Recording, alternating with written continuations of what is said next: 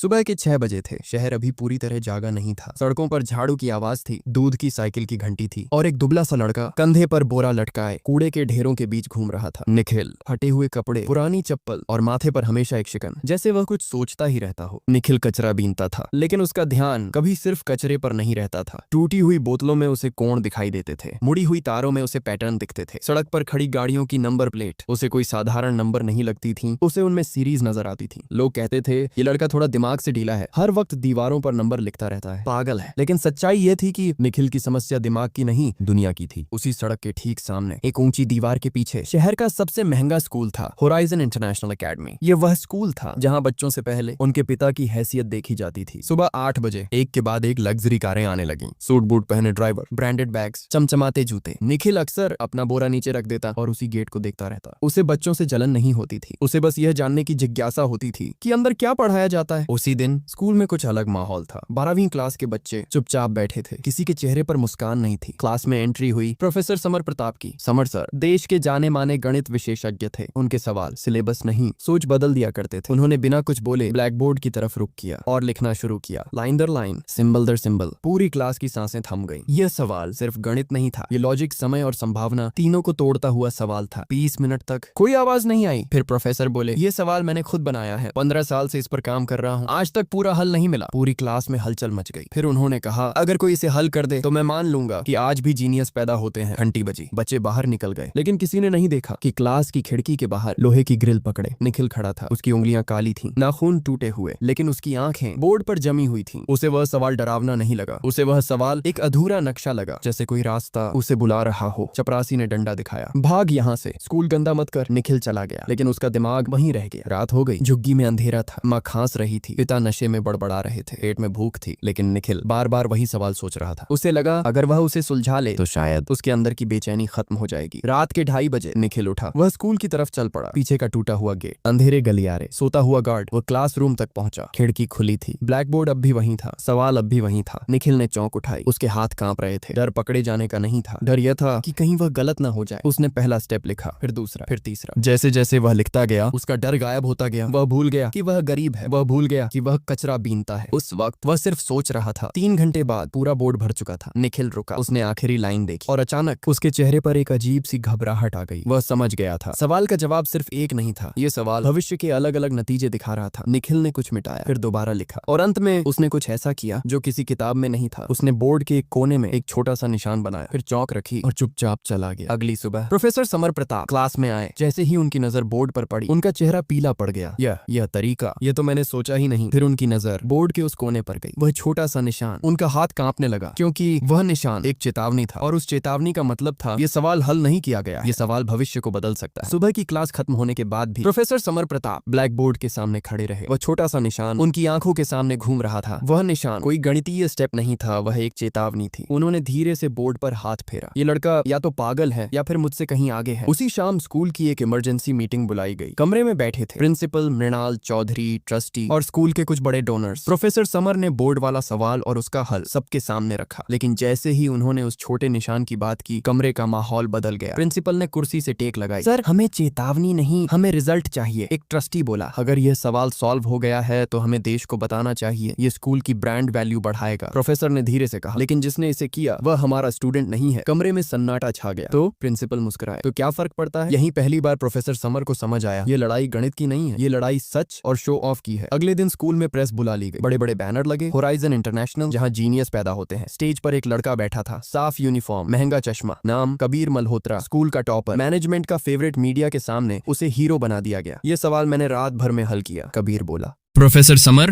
पीछे खड़े सब सुन रहे थे। उनके हाथ बंधे थे, क्योंकि अगर वह सच बोलते तो स्कूल टूटता, और सच टूटने से पहले हमेशा कमजोर ही टूटता है। उसी समय स्कूल के बाहर निखिल खड़ा था। वह रोज की तरह कचरा बीनने आया था, लेकिन आज उसे शोर सुनाई दे रहा था। उसने भीड़ देखी, कैमरे देखे और फिर बैनर पर लिखे शब्द पढ़े। उसका दिल जोर से धड़का। वह गेट के पास गया। भीड़ में से झांक कर उसने स्टेज देखा। वह लड़का, वह हल निखिल समझ गया। उसका हल अब उसका नहीं रहा। वह चुपचाप वहीं बैठ गया। शाम तक खबर फैल चुकी थी। टीवी चैनलों पर कबीर का चेहरा था, यंगेस्ट मैथ्स जीनियस। निखिल की झुग्गी में एक छोटा सा टीवी था जो किसी ने फेंक दिया था। उसकी माँ टीवी देख रही थी। देख बेटा, इस स्कूल के बच्चे कितने होशियार हैं। निखिल ने कुछ नहीं कहा। वही सिर्फ बोरे में हाथ डालकर कुछ ढूंढने लगा, छोटा सा चौक का टुकड़ा जो उसने जेब में रख लिया था। अगले हफ्ते प्रोफेसर समर को नोटिस थमा दिया गया। कारण मैनेजमेंट से सहयोग न करना। मतलब साफ था, या तो चुप रहो या बाहर जाओ। उसी रात प्रोफेसर ने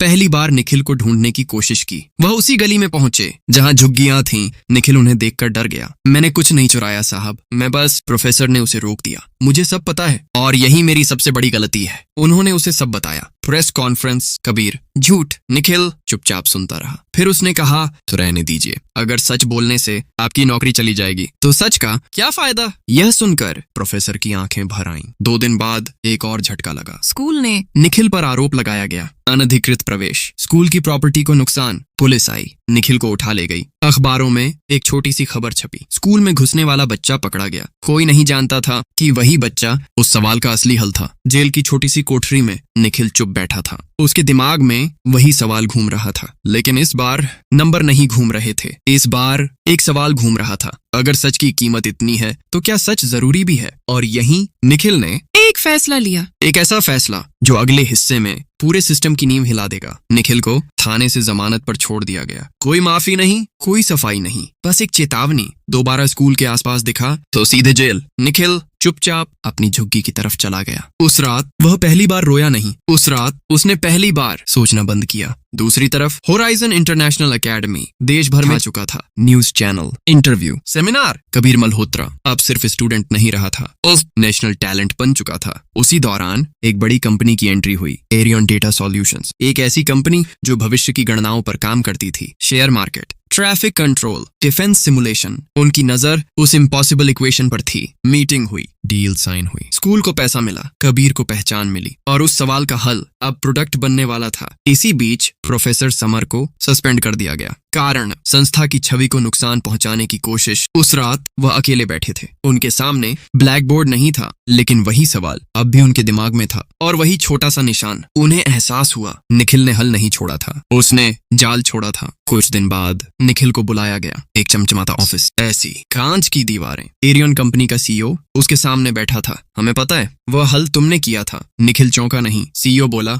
हमें तुम्हारा दिमाग चाहिए, पैसे, खाना, घर सब मिलेगा। निखिल ने पहली बार सीधा सवाल पूछा, अगर मैं मना कर दूं? सीईओ मुस्कुराया, तो तुम्हारा सच कभी बाहर नहीं आएगा। निखिल चुप रहा। फिर उसने कहा, मैं काम करूंगा। लेकिन उसी पल उसने अपने मन में तय कर लिया, यह काम उनके लिए नहीं होगा। निखिल को डेटा मॉडल पर लगाया गया। उसने गणनाएं दी, ऐसी गणनाएं जो देखने में सही थीं। कंपनी खुश थी, स्कूल खुश था, मीडिया खुश था, लेकिन प्रोफेसर समर बेचैन थे, क्योंकि वह जानते थे ये सही होते हुए भी सच नहीं था। 3 महीने बाद वह सिस्टम लाइव हुआ और उसी दिन सब कुछ हिल गया। Share market crash, traffic system fail, defence simulation में एरर। देश भर में हड़कंप मच गया। जांच बैठी और धीरे धीरे एक बात सामने आई, गणनाएं गलत नहीं थीं, वे जानबूझकर अधूरी थीं। वह छोटा सा निशान, वह चेतावनी, अब सब समझ आ गया। निखिल को बुलाया गया। इस बार कोई धमकी नहीं, कोई घमंड नहीं। सीईओ ने पूछा, तुमने ऐसा क्यों किया? निखिल ने शांति से कहा, क्योंकि आपने सवाल को पैसा बना दिया और सवाल कभी बाजार के लिए नहीं होते। प्रेस कॉन्फ्रेंस हुई, सच सामने आया। कबीर का चेहरा झुक गया। स्कूल की साख टूट गई। एरियन कंपनी पर केस चला और प्रोफेसर समर वह मंच पर खड़े थे, निखिल उनके पास। प्रोफेसर बोले, आज मैं हार मानता हूँ, इस बच्चे से नहीं, इस सिस्टम से। सरकार ने निखिल को इनाम ऑफर किया, स्कॉलरशिप, फॉरेन यूनिवर्सिटी। निखिल ने सब मना कर दिया। उसने बस इतना कहा, मुझे एक स्कूल चाहिए, उसी गली में जहाँ कचरे के ढेर हैं, जहाँ निखिल जैसे और भी दिमाग हैं। कुछ साल बाद एक छोटा सा स्कूल, नाम खुला सवाल विद्यालय। यहाँ कोई यूनिफॉर्म नहीं, कोई फीस नहीं, सिर्फ एक बोर्ड और एक सवाल। प्रोफेसर समर अब वहाँ पढ़ाते थे और निखिल वह कभी कभी क्लास के बाहर खड़ा बच्चों को देखता, उसी दीवार के पास जहाँ वह कभी खड़ा होता था। दोस्तों, यह कहानी सिर्फ एक लड़के की नहीं है, ये उस सिस्टम की है जो हुनर को पहचानने से डरता है। याद रखिए, टैलेंट गरीब हो सकता है, लेकिन सवाल कभी छोटे नहीं होते। अगर यह कहानी आपको छू गई हो तो इसे शेयर जरूर करें, क्योंकि शायद कहीं कोई और निखिल आपके शेयर का इंतजार कर रहा हो। जय हिंद।